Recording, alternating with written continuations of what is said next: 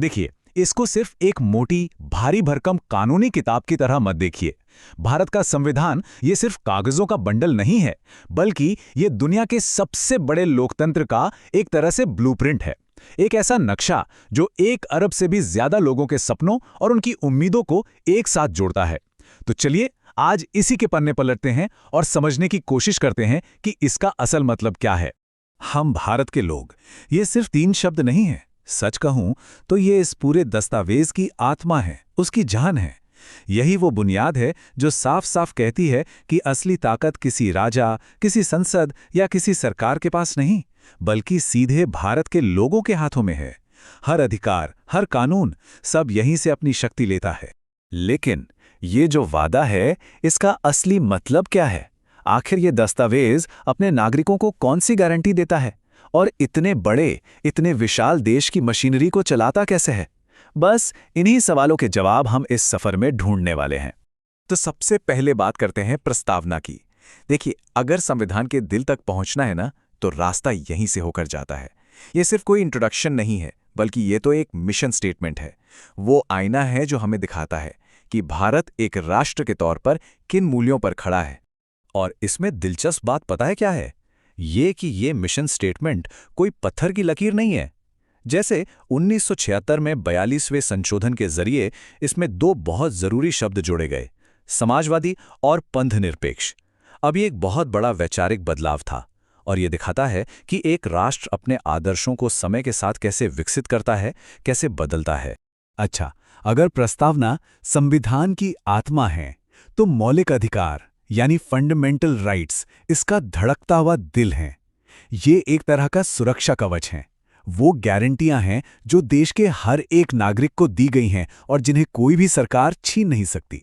जैसे कि समानता का अधिकार, इसका सीधा मतलब है कि कानून की नज़र में सब बराबर हैं। या फिर बोलने की आज़ादी का अधिकार, जिसका मतलब है कि हम सरकार से सवाल कर सकते हैं। जीवन का अधिकार और अपनी आस्था को मानने का अधिकार, यही तो वो अधिकार हैं जो एक नागरिक को सच में मजबूत बनाते हैं।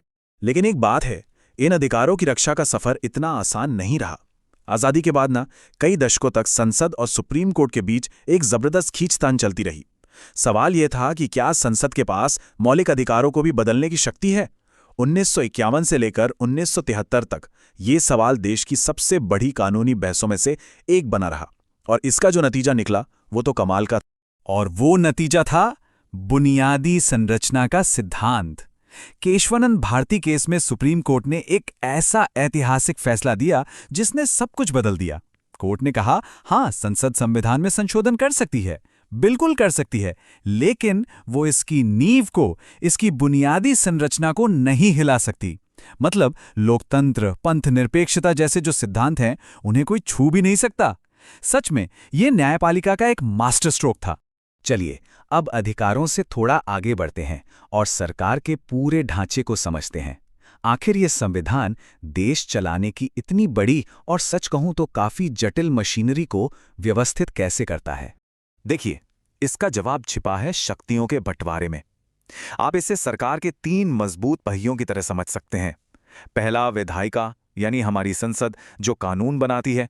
दूसरा, कार्यपालिका यानी सरकार जो उन कानूनों को लागू करती है। और तीसरा, न्यायपालिका यानी हमारी अदालतें जो कानूनों की व्याख्या करती हैं।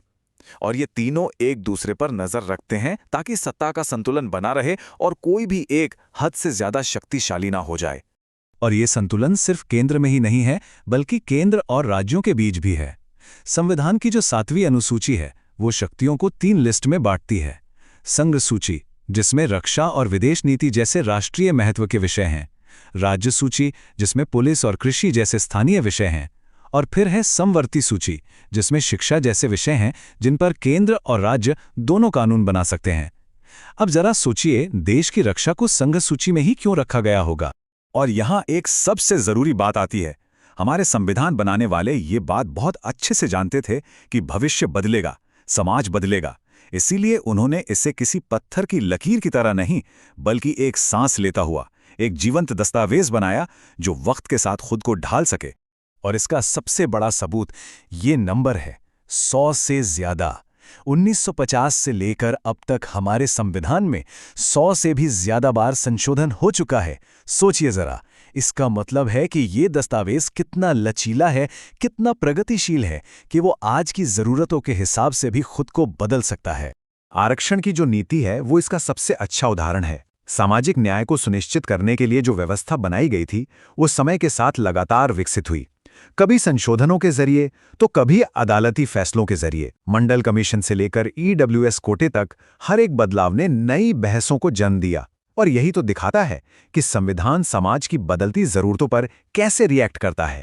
तो आखिर में ये समझना बहुत जरूरी है कि संविधान कोई मंजिल नहीं है, बल्कि ये तो एक सफर है। ये हमें कोई बने बनाए जवाब नहीं देता, बल्कि ये हमें सही सवाल पूछने के लिए एक मंच देता है।